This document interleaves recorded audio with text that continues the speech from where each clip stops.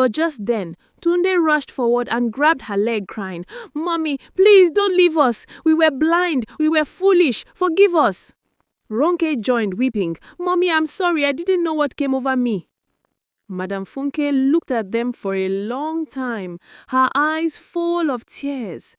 "Sorry cannot fix broken hearts," she said softly. "But I will decide what to do after I've seen true repentance." She walked out quietly as everyone watched in silence, realizing they had lost something money could never buy: a mother's love. As Madam Funke stepped out of the mansion, the evening breeze brushed her face gently. She looked up at the sky, whispering, "God, I have seen the heart of men. Even your own blood can become strangers when money is involved." Her driver, Mr. Femi, opened the car door for her. She entered quietly without saying a word. The moment the car started moving, she looked through the window and saw her children still kneeling in confusion and tears. A small part of her heart softened. After all, they were her blood. But another part was deeply wounded. She had been betrayed by the people she loved the most. She said to herself, "Let me wait and see if they will change. If not, I will stand by my decision." The next few days in the Adeyemi mansion were filled with tension. Nobody could sleep properly. Tunde kept pacing around the sitting room, muttering, "How did she fake her death like that? We even buried ashes." Ronke could not stop crying. She stayed in her room all day, refusing to eat. She remembered the things she said when her mother died, the pride, the selfish words, the greed. Every memory burned like fire. Bola, the youngest, was torn between joy and guilt. He was happy that his mother was alive, but he was ashamed that his siblings' behavior had hurt her so deeply. Auntie Sadi, who had once claimed ownership of some of the properties, quietly packed her bags and left Lagos to avoid public embarrassment. Her son, Kunle, disappeared to Abuja without saying goodbye. Meanwhile, Madam Funke stayed in her small apartment in Oba. She didn't return to the mansion immediately. She wanted to give them time to reflect. Every morning, she read her Bible and prayed.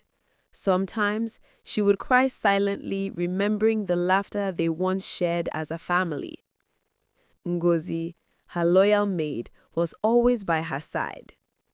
"Madam, you did the right thing, oh," she said one morning. "If you didn't test them, you would never know the truth." Funke sighed deeply. "Yes, but I wish I hadn't seen what I saw. It broke something inside me, Ngozi. I can forgive them, but I can never forget." 3 weeks later, Bola came to visit her secretly. He knelt as soon as he entered. "Mommy, please forgive my siblings. I know they did wrong, but they have changed. Since you left, the house is empty. Ronke has stopped partying. Tunde sold his car and returned the money to the family account. Please, come home." Funke looked at her son's face. He wasn't lying. She could see the sincerity in his eyes. "My son," she said softly, "if they truly changed, let them come to me themselves. Forgiveness is not given by proxy." Bola nodded. "I will tell them." That night, Tunde and Ronke couldn't sleep. They sat in the sitting room quietly. Tunde broke the silence.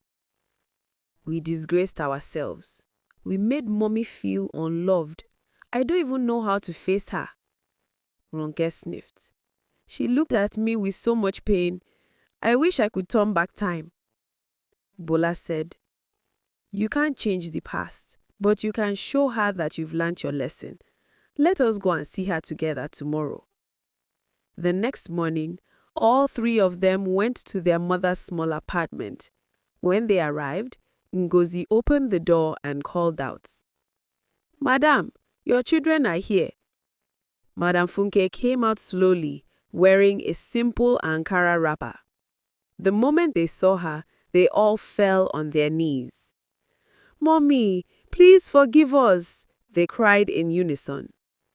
Funke's eyes filled with tears. "Do you know how much pain I went through? Watching you fight over my wealth while I was alive was worse than death itself." Tunde sobbed. "Mommy, I know. I was blind. I thought money was everything, but now I see that peace of mind is more important." Ronke added, "Mommy, I'm ashamed. I let greed control me. I even insulted people because of your property." Funke looked at them quietly for a long time. Then she said, "Stand up." They obeyed.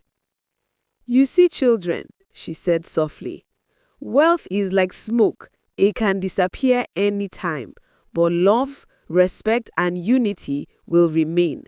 I wanted to teach you that lesson in the hardest way." They nodded, crying. "I forgive all of you," she continued. "But forgiveness doesn't mean I return things to the way they were immediately.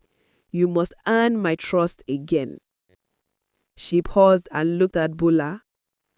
"Bola, my son, thank you for standing by me even when you didn't know the truth." Bola smiled shyly.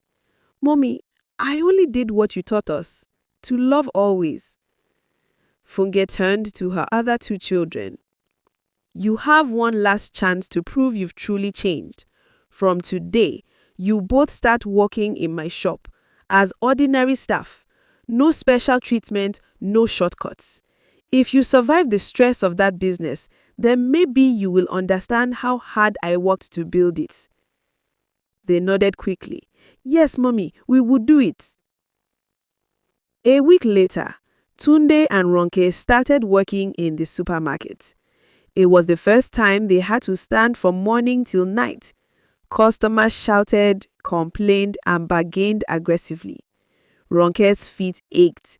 Tunde's shirt was soaked with sweat.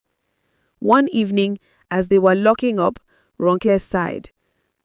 "So, this is how Mommy has been suffering all these years, and we were busy spending her money carelessly." Tunde replied, "Now, I respect her more than ever."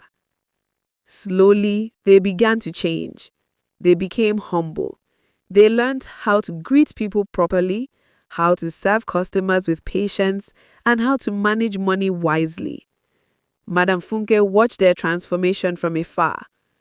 Every evening, she would call Ngozi to give her a report. When she heard how hardworking they had become, a small smile would appear on her face. "Maybe there's still hope for them," she said one day. 2 months later, Madam Funke decided to test them again, this time quietly. She sent one of her friends pretending to be a rich investor to the supermarket. The woman intentionally dropped a gold bracelet on the counter. Ronke found it after the woman left. She could have easily kept it. It was worth over 500,000 naira. But instead, she ran outside shouting, "Madam, Madam, you forgot your bracelet." The woman smiled and said, "Thank you, my dear." When Madam Funke heard about it that later evening, she was moved to tears. Her daughter had changed indeed. That night, she called her 3 children home for dinner, something she hadn't done in months. When they all sat down, she cleared her throats. "My children, I have watched you for the past months. I have seen your efforts. I am proud of the people you are becoming." They smiled gratefully. "From today, I will not only restore your inheritance, I will also make you part of my business officially. But you must remember what happened. Let it always remind you that love and family are more valuable than money." Tunde, Ronke, and Bola stood up and hugged Hataki, tears of joy running down their cheeks. "We love you, Mommy," they said together. She smiled warmly. "I love you too, my children." Months passed, and peace returned to the Adeyemi family. The business grew stronger. The children became responsible, generous, and humble. But most importantly, They learnt the greatest lesson of all, that true love cannot be measured by money, and that no amount of wealth can replace a mother's heart. Madam Funke's story spread throughout Lagos. People started calling her the woman who rose from the dead to open her children's eyes. And whenever people asked her why she did it, she would smile and say, "Sometimes God allows you to die in people's minds just to reveal their hearts." Moral lesson: don't love people for what they have. Love them for who they are. Greed can destroy families faster than death. Show love now, not when it's too late. If you enjoyed this story, don't forget to like, comment, and subscribe for more captivating and interesting African folktale stories. Thank you for watching. See you in the next one.